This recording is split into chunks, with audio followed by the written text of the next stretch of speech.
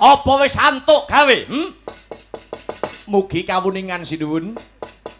Kula Yayi Dimbaka lan Kakang Supala sampun kasembadan angrangket ratu minangka tumbalipun sesaji Kalaludra.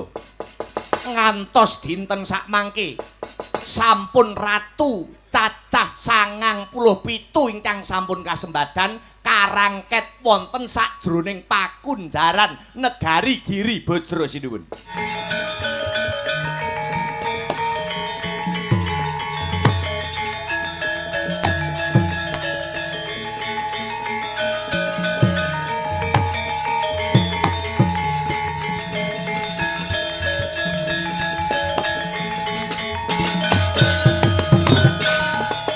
Tan samar pamoring suksma sinukmaya winahya ing asepi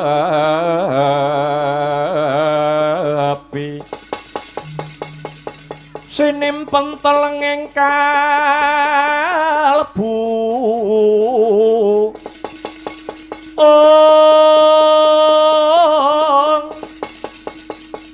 pambukaning warana tarlen saking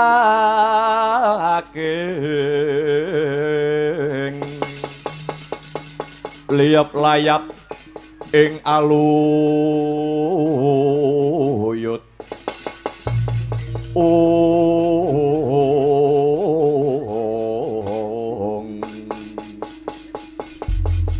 upacara kala wau winastan sesaji Rajasuya Puntadewa pancen bener.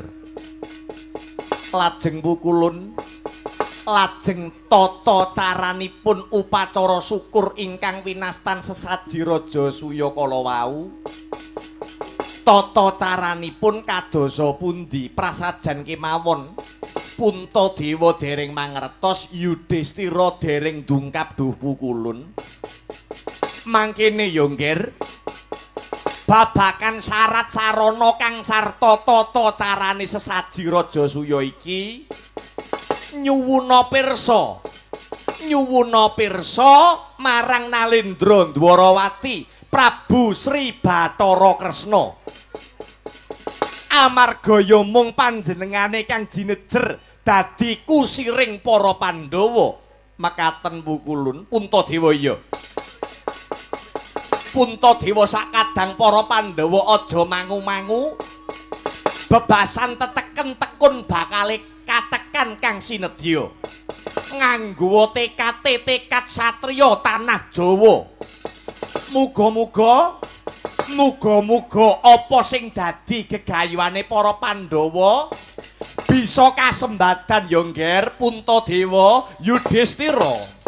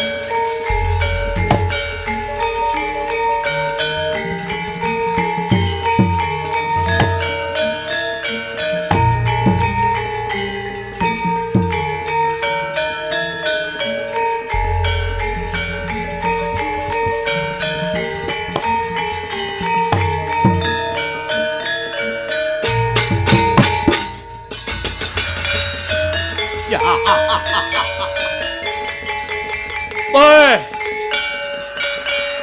Woi. Woi. Apa nyata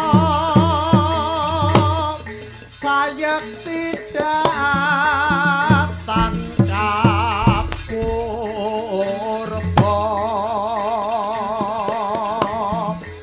tining manungsa ya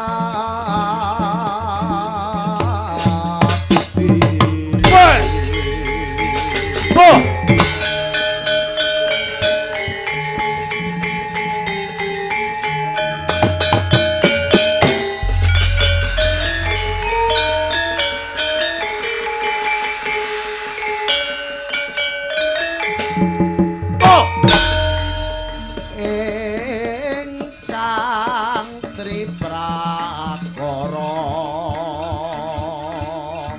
godhog kalawan bejo kang sarta tekane pati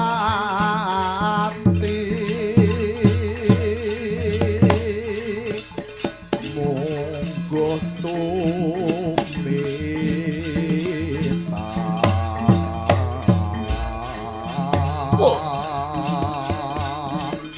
muhung dermong lakoni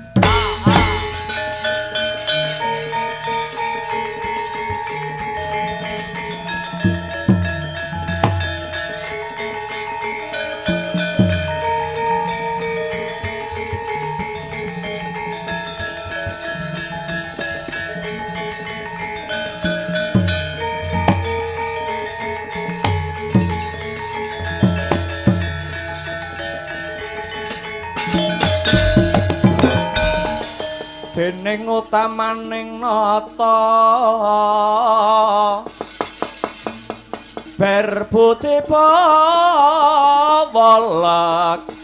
sana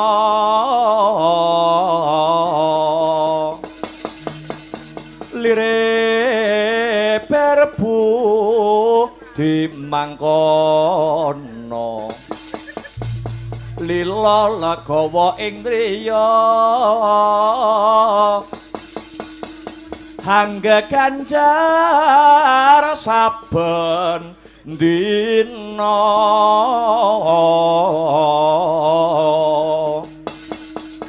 agung denya paring dana lire kang bawa laksana ana tapi pangandika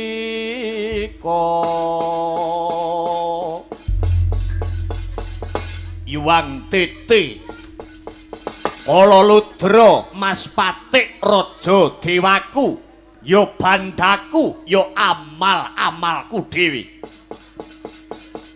Hei anak anunganing Dita putraku bocah bagus, putraku bocah sigit, bocah jentara kulup Jayatsena. Nok nuwun inggih Kanjeng Rama. Ingkang putra pun Jayatsena ingkang kepareng sowan wonten ngarsa paduka. Keparenga kula ngaturaken sumung keming pangabekti mugi kunjuk sahandhap pepada paduka Rama Dewaji Prabu Jarasandha. Ya. Wis ndak tampa gawe bombong mongkok rasane wong tuwa. Ora lewat pangestuku tanpa nono ya ngger, anakku bocah bagus Jayatsena. Puja pangestu ingkang rumentah sampun kula tampi. Kula candhi mugi andadosaken rah daging kayuwanan kula Kanjeng Rama. Jayatsena kula wonten dawuh. Kowe kaget ndak timbali. Kados pundi? Kowe mesti kaget tak timbali. Nuwun inggih. Garagapan raos sing manah kula, lepat kula menapa, dosa kula menapa Kanjeng Rama. Suwawi kula aturi paring dawuh. Kang putra pun Jayatsena sagah anampi paukuman saking Kanjeng Rama Dewaji Prabu Jarasandha. Weh, lah dialah. Ya mangkono iku. Mangkono iku sing jenenge anak anung anindita. Bisa njunjung derajate wong tuwa, wani sara bau, saguh nampa pidana saka pun Rama. Non, nuwun inggih Kanjeng Rama suwawi.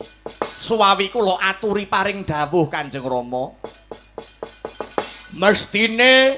Mestine anakku Jayatsena wis krungu kabar kang sumebar. Pawarta sing warata apa sing dadi kepinginane bapakmu Jarasandha iki? Apa sing dadi gegayuhane bapakmu Ratu Giri Bajra Prabu Jarasandha iki? Kowe wis ngerti apa durung? Ingkang pundi Kanjeng Rama? Lho, sesaji Kala Ludra. Lamat-lamat sampun kathah para kawula ingkang sami rerasanan Kanjeng Rama. Bilih paduka Kanjeng Rama badhe ngadani wujudipun sesaji Kala Ludra. Nyuwun sewu menawi kepareng Kanjeng Rama. Menawi kepareng winedaring kathah sesaji Kala Ludra kala wau kados pundi menggah jlentrehipun kang putra pun cumadong dawuh. Rungokno nggih Jayatsena. Sesaji Kala Ludra mau wujute upacara syukur kunjuk marang sesembahanku Bathara Kala. Ya Sang Hyang Ludra dewaning kesugihan.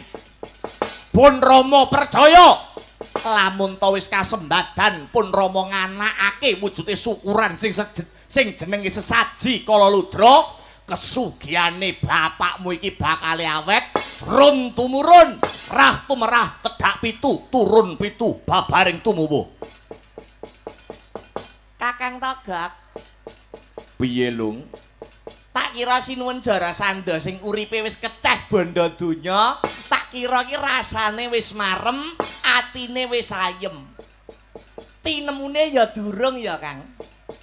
Isih duwe rasa wedi melarat. Ketitik bakal nganake wujute syukuran sing jenenge sesaji Kala Ludra. Ing pamrih kesugihane ben awet nganti tedhak turun pitu. Ya lumrah Lung, jenenge menungsa iki ora kulon ora etan, ora kidul ora lor. Yen kelangan siji bandane, loro kelangan pangkate, kuwi jelas wedi Lung. Ayo. Kamangka biasane wong lanang kuwi yen sugih, yen lagi nyekel dhuwit, rumangsa aji mumpung. Terus rumangsa duwite mau kena nggo ngatur samubarange ya, Kang. Apa ya? Kuwi wis rumus Kang Tagak. Apa ngono? Wong lanang iki saya sugih, kuwi saya nakal, nek wong wedok ki saya gelem nakal, saya sugih. Ngono, wis rumus kuwi. Wong lanang iki saya sugih, saya nakal, nek wong wedok iki saya gelem nakal, saya sugih. Menengo bocah loro ning nguri iki. Nggih. Jayacena kados pundi Kanjeng Rama? Sing tak ajab kanthi pun Rama nganakake wujuding sesaji kala ludra iki supaya bisa dadi ratu-ratuning jagat. Yen pun Rama Sembada nganakake sesaji kala ludra bakale dadi ratune wong sak jagat gumelar. Kesugiane Prabu Jarasandha awet nganti tedak 7 turun 7 kabeh mau kanggo sapa? Kabeh mau ora ana liya ya mung kanggo kowe anakku bocah Bagus Jayatsena. Sakwuse bapakmu, sakwuse pun Rama Prabu Jarasandha lengser ke Prabon besok sing dadi ratu ora ana liya kejaba mung jeneng sira anakku Jayatsena yaiku sing jenenge napakne anak putu. Pun Rama kepengin mulyake anak. Sakwuse bapakmu lengser ke Prabon, aku kepengin negara Giri Bajra kene ora dicekel karo wong liya ning dicekel karo anakku dhewe. Makaten Kanjeng Rama. Iya. Ngaturaken panuwun duh Kanjeng Rama awit saking kapitayan kang sarta kapitadosan paduka dumateng ingkang putra. Ya. Mongko Jayatsena. Mongko sesaji kala ludra kuwi mau syarat-saranane pun Rama kudu mbekakak ratu 100 negara, nyembelih ndase ratu 100 negara mapan ana ing alun-alun negara Giri Bajra. Pun Rama bakal yasa geni murup sak rampunge ratu 100 negara tak bekakak utawa wis tak sembelih ndase. Ndase ratu 100 negara bakal tak jegurake ana geni murup. Bebarengan kelawan kuku sing dupa kang kumelun kabeh iki tak kunjukake marang sesembahanku Bathara Kala ya Sang Hyang Ludra. Kanthi cara kang mangkene, kanthi srana iki pun Rama bakal bisa ngratoni jagat raya. Waduh Kanjeng Rama.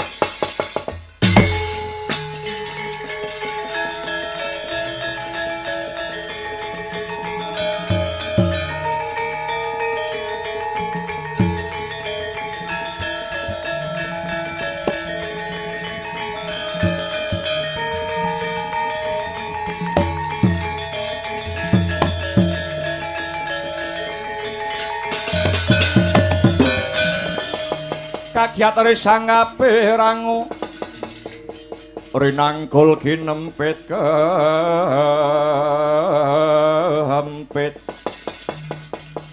dosa ngretnaning bawana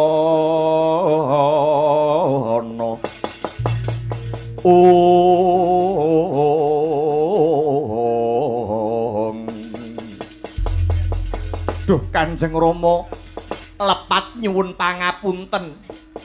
Punapa sampun dipun penggalih, punapa sampun dipun pikir kalamunta badhe mbekakak ratu 100 negari, menapa sampun dipun penggalih menawi badhe nyembelih mestakanipun ratu 100 negari tuna lan batinipun Kanjeng Rama. Dasarmu apa kowe kok ngucap sing kaya mangkono Jayatsena? Kanjeng Rama lamun to anggenipun badhe napake anak putu kanthi cara ancik-ancik kacilakan kang sarta kasangsaraning asanes. Nyuwun sewu ing benjangipun kang putra boten badhe kersa dados ratu wonten ing negara Giri Bajra punika Kanjeng Rama. Awit menika niki mengke sisip sembire luput katuranggane badhe nglandang kurban ingkang boten sekedhik cacahipun Kanjeng Rama. Nyuwun sewu kula boten purun dados ratu anyulihi utawi anggenteni keprabon paduka Kanjeng Rama menawi kedah ngagem cara ingkang daksya kados mekaten. Mingkemo cangkemmu.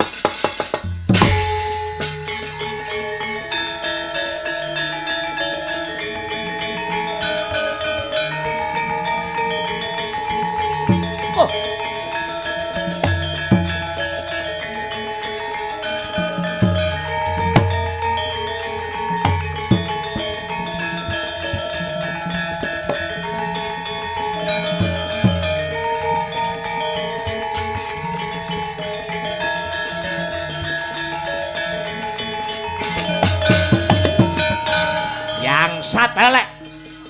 Mejang kaya dalang nuturi kaya kiai. Cilik digedhekke bareng gedhe nuturi karo wong tuwa.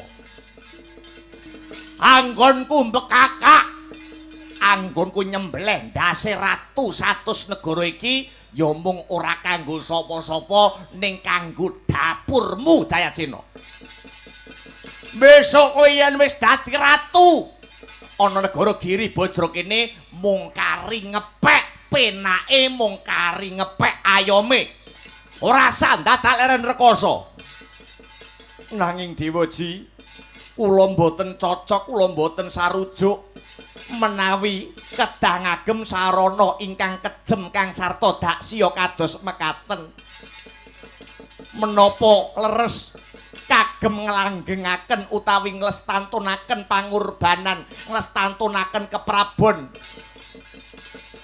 badhe ndadekke ratu anake wae kok dadak ngagem kurban mestakanipun ratu 100 negara. Cukup. Ora ana gunane aku duweni anak kaya dedapuramu Jayacena. Ketimbang nyepet netra, ngreget jrambah, ngreget-ngregeti negaraku Giri Bajra kene. Minggato tekan kene. Kowe ora gelem manut karo wong tuamu, ayo minggat. Minggato tekan negara Giri Bajra kene. Ora gelem minggat tekan ngarepe byapamu kepruk kursi diampar pecah dasmu kowe.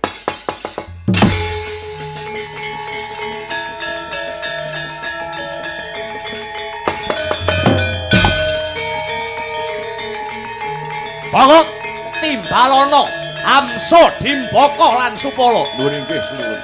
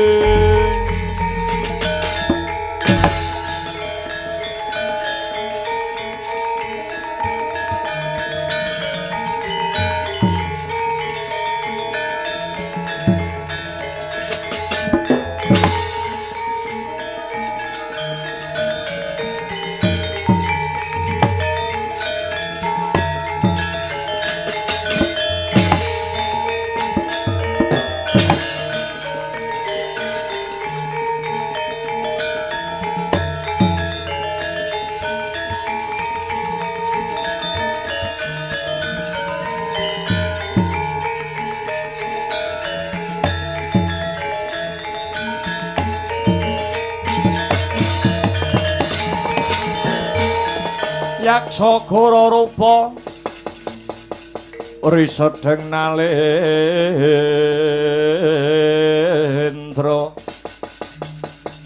Yaksa halaku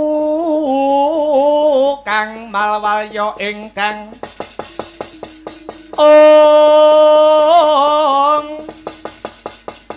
gambira marang rangah ngisi siung metu Prabawa Gora mawaklian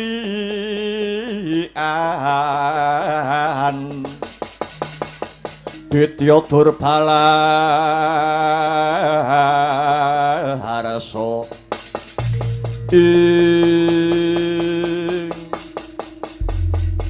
ya jagat Dewa Bathara, ya jagat Pangestungkara, Hamsa, Dimbaka apa dene Supala. Kowe kaget ndak timbali. Nuwun inggih. Sinuwun jimat pepundhen kula donya prapting delahan. Sinuwun Prabu Jarasandha. Nuwun inggih kula pun Dimbaka arsa cumadong dawuh sinuwun. Kula pun Supala ngangklungaken jangga nilingaken karna nenggara mentah sabda paduka jimat pepundhen kula Prabu Jarasandha. Piye kabarmu bocah telu? Hamsa, Dimbaka lan Supala anggonmu tak utus ngrangket ratu cacah 100 negara. Apa wis antuk gawe? Mugi kawuningan sinuwun. kula Yayi Dimbaka lan Kakang Supala sampun kasembadan angrangket ratu minangka tumbalipun sesaji Kalaludra. Ngantos dinten sakmangke sampun ratu cacah 97 ingkang sampun kasembadan karangket wonten sajroning pakunjaran negari Giri Bajra sinuwun. Ratu cacah 97 nuwun inggih lakar kados mekaten. Tegese kurang 3. Yen ngono enggal genep ana. Yen ora genep 100 ora bisa sinebut sesaji Kalaludra. Lajeng kersa paduka sinuwun Nalendra pundi sinuwun ingkang paduka kersakaken minangka dados ganepipun ratu 100 negara. Kanggo genepe ratu 100 negara yen to mung ratu cilik-cilik aku moh bakale kurang kuncara ora kundang genep ana. 1 Ratu Ngamarta Prabu Puntadewa ya Prabu Yudhistira. Angka 2 Ratu Dwarawati Prabu Sri Bathara Kresna. Angka 3 Ratu Mandura Prabu Baladewa. Kuwi sing dadi genepe. Waduh, ratu telute abot kabeh. Ratu telute angel kabeh cekelane. Ora sang resula kowe. Yen kowe ora sago ngrangket ratu telu kuwi mau, kowe dhewe wong telu sing bakal dadi joli. Sago apa ora? Nuwun inggih Sinuwun Prabu Jarasandha kula sagah. Yen to pancen sago tumuli budhalo. Aja pati-pati bali ning negara Giri Bajra yen durung kasembadan ngrangket ratu telu kuwi mau. Nuwun inggih dateng sendika. Budhal dina iki.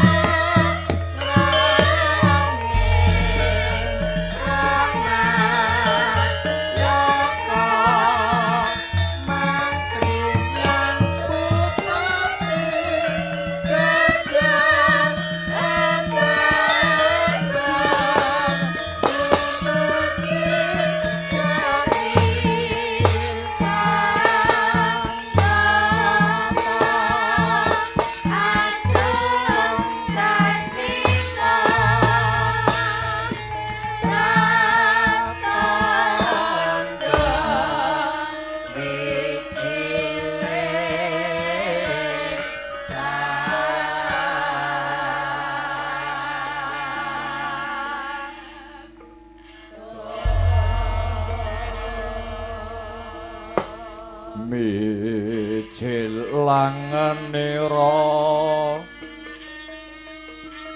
sang nar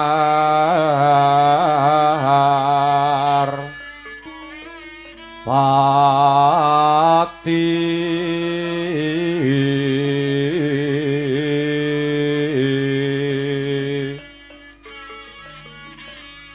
lampah hiro